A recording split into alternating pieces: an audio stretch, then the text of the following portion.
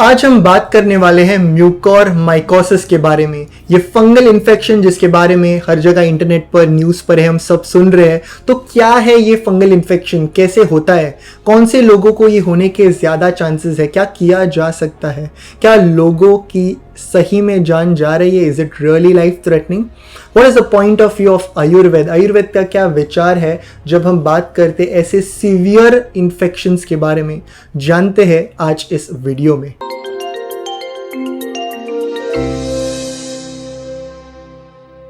Mucormycosis एक rare fungal infection है जो एक ग्रुप ऑफ मोल्ड्स जिसे म्यूकोरमाइकोसाइट्स कहते हैं। ये जो फंगल स्पोर्स होते हैं ये हर जगह एनवायरनमेंट में होते हैं।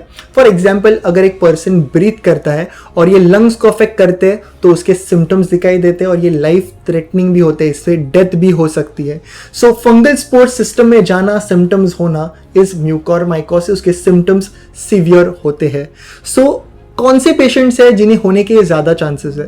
ये जो म्यूकोरमाइकोसिस, ये जो फंगल इन्फेक्शन एनवायरनमेंट में है, ये सबसे पहले तो कंटेजियस नहीं है, ये एक पर्सन से दूसरे पर्सन पे स्प्रेड नहीं होता। वेरी इंपॉर्टेंट, ये उन लोगों को होता है जिनकी इम्यूनिटी कम है, दोज आर इम्यूनो कॉम्प्रोमाइज, ये सभी को नहीं होने वाला है। और कौन से पेशेंट्स की इम्यूनिटी कम होती है? तो ऐसे पेशेंट जिनकी ब्लड शुगर लेवल अनकंट्रोल्ड होती है, अनकंट्रोल्ड डायबिटीज। इसीलिए डायबिटीज के पेशेंट्स को हम जल्द से जल्द कहते हैं कि डायबिटीज रिवर्स करना शुरू करो, डायबिटीज पे काम करना शुरू करो। Diet, lifestyle, the ayurvedic anti diabetic herbs, panchakarma, ये सारी चीज़ें फॉलो करनी चाहिए। जितना आप सीरियसली लोगे उतना आप रिवर्स कर सकते हो। Definitely we guide them to be on the ayurvedic anti diabetic herbs. And many patients from the insulin, वो टैबलेट पर आ चुके, टैबलेट से आधा डोज से diabetes free life on several patients. Immunity is compromised, long-term diabetes medicine. The second point is ऐसे patient जिन्हें auto immune condition है, जैसे SLE या सिस्टमिक ल्यूपस एरिथेमेटस जिसे कहते हैं, आमवात यानी रूमेटॉइड आर्थराइटिस, सोरियासिस जिसे किटिब कुष्ठ कहते हैं, या एक्जिमा विचर्चिका कहते हैं, या कई सारे लाइकन प्लैनस हो गया, कई सारी ऑटो इम्यून कंडीशंस है, pemphigus vulgaris, the various auto immune conditions. ऐसे कंडीशंस की वजह से इम्यूनिटी कम होती है और पेशेंट्स को दिया जाता है इम्यूनोसप्रेसेंट्स, प्रेडनिसोलोन जैसे दवाइयाँ, जो उस टाइम के लिए हेल्पफुल है, उस टाइम के लिए पेशेंट की जान बचाने के लिए they are very very needed, they are useful to save the person's life. पर ऐसे long term immunosuppressants, long term patient का pain, long term medical condition की वजह से इम्यूनिटी कम होती है and they have a higher chance, more prone to develop fungal infection और म्यूकोरमाइकोसिस। ऐसे पेशेंट जो एंटीकोएगुलेंट्स कई सालों से लेते हैं, एस्पिरिन, वारफेरिन, ब्लड थिनर्स जो बहुत ही लंबे समय से लेते, they are having more chance, more prone they are of developing these fungal infections. जानते हैं कि क्या सिम्टम्स है। सबसे पहले बात करते हैं राइनोसेरेब्रल म्यूकोरमाइकोसिस के बारे में। ये इन्फेक्शन जो है वो मेनली साइनस को अफेक्ट करता है और ये ब्रेन तक फिर स्प्रेड हो जाता है। पेशेंट डेवलप करता है एक side headache, nasal bleeding, nose का जो एरिया है वहां पर ब्लैक लीजन्स आना, कंडीशन सीवियर होती है। दूसरा है पल्मोनरी म्यूकोरमाइकोसिस, सबसे कॉमन टाइप का म्यूकोरमाइकोसिस है ये। यहाँ पर इन्फेक्शन जो है लंग्स को अफेक्ट करता है, फीवर, कफ, कोल्ड, ब्रेथलेसनेस, ये सारे सिम्टम्स दिखाई देते हैं।